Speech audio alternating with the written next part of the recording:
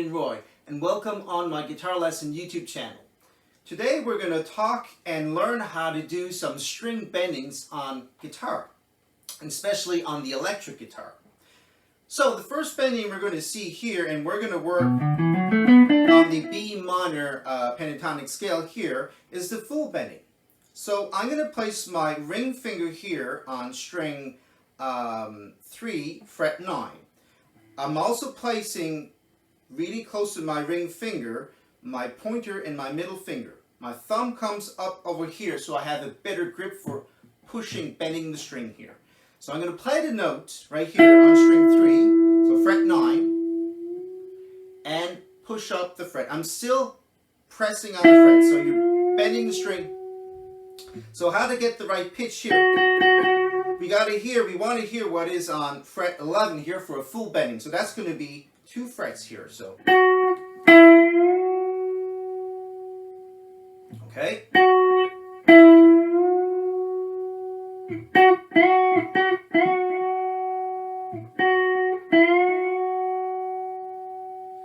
So the thing is, you have to use your ears to hear. If you're doing something like, that's not good. That's not good either. So you have to go gradually to catch the right pitch there.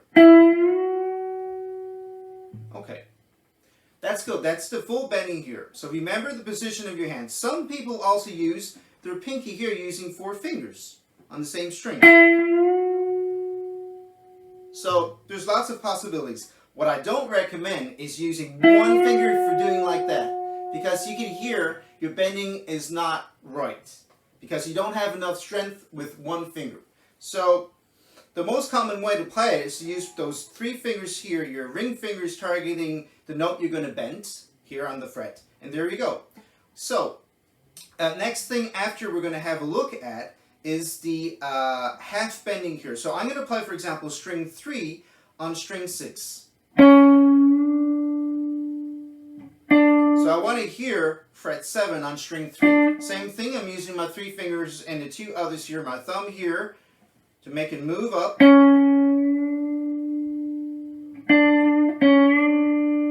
Okay, just like that. Okay, that's good. That works like that. Excellent. So that's the half bending.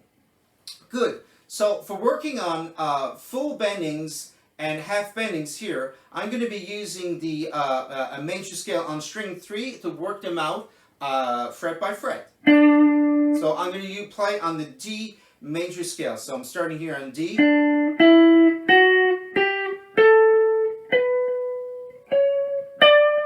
Okay, so this is the first note I'm going to play.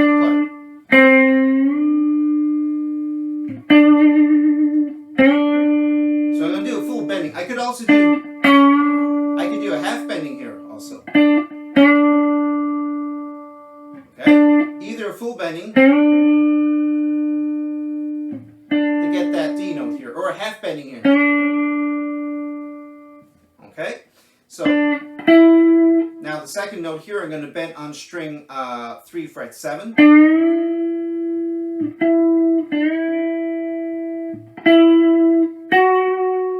Now the next one here is going to be fret 11.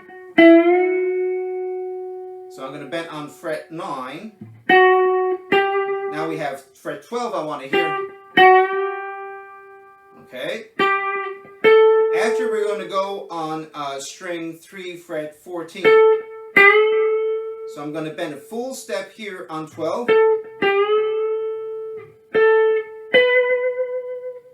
And after I'm going on fret 16, so I'm bending on fret 14.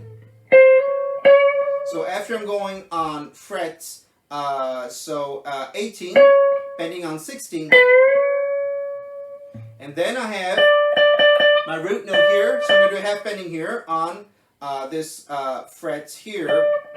So 17, not 17, sorry, 18 to go to 19.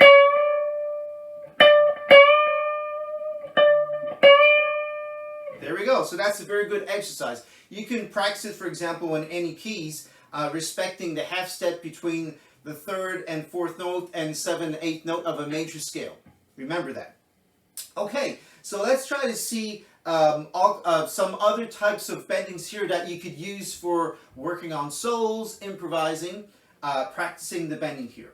So what we can have here is the quarter bending. So the quarter bending here, I'm going to use this time one finger. So because it's... You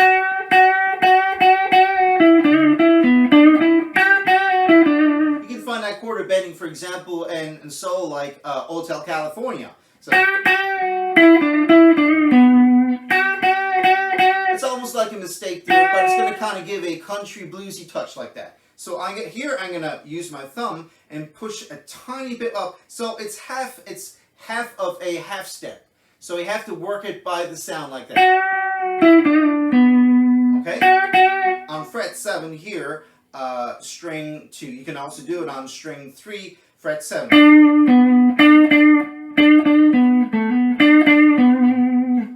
Okay? It's almost like a vibrato effect there.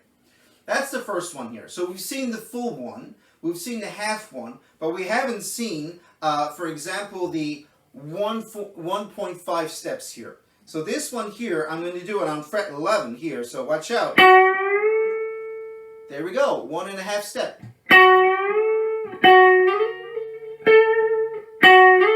That's the note we want to hear.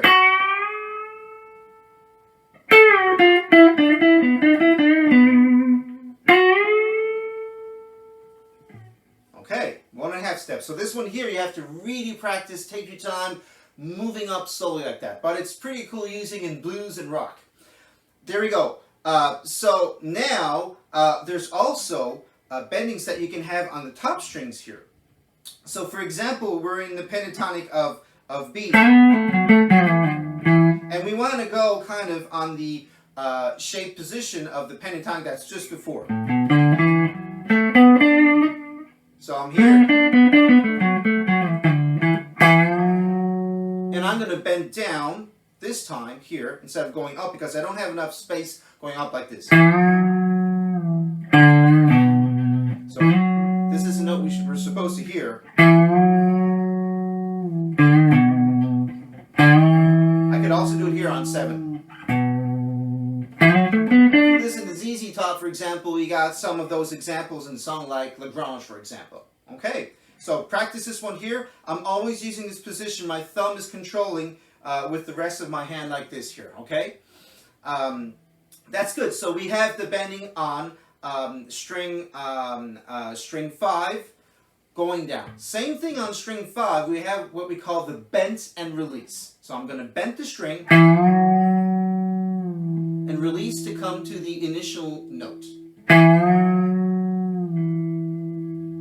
And I can do a little vibrato. So for vibratos, we'll probably work on that later, but the vibrato is kind of a little oscillation that you have that is regular but fast. So I'm kind of doing this movement here with my hand, okay?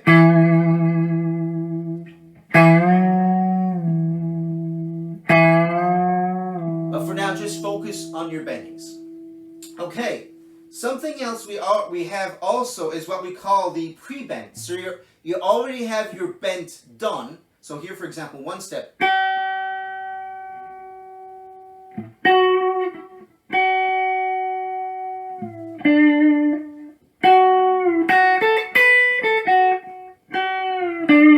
And usually pre-bends, we use them a lot with pre-bends and for example, bends. So we have. So I could do that, for example, or on fret 7 here. So. Just like playing.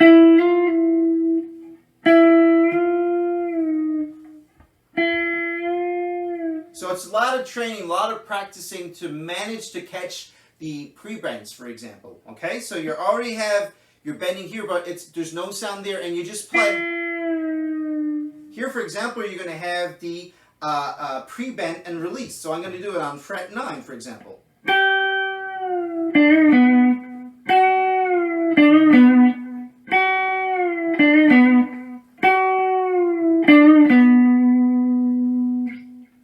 Okay, so there's many other types of bendings there, but these are the main ones that you can use right away for playing lots of songs, solos, and starting maybe improvising, for example, with the backing track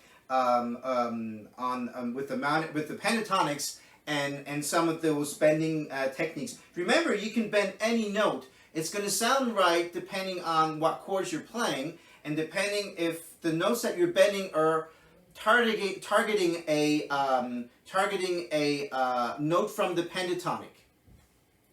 I hope you enjoyed this new lesson here on the string bendings here.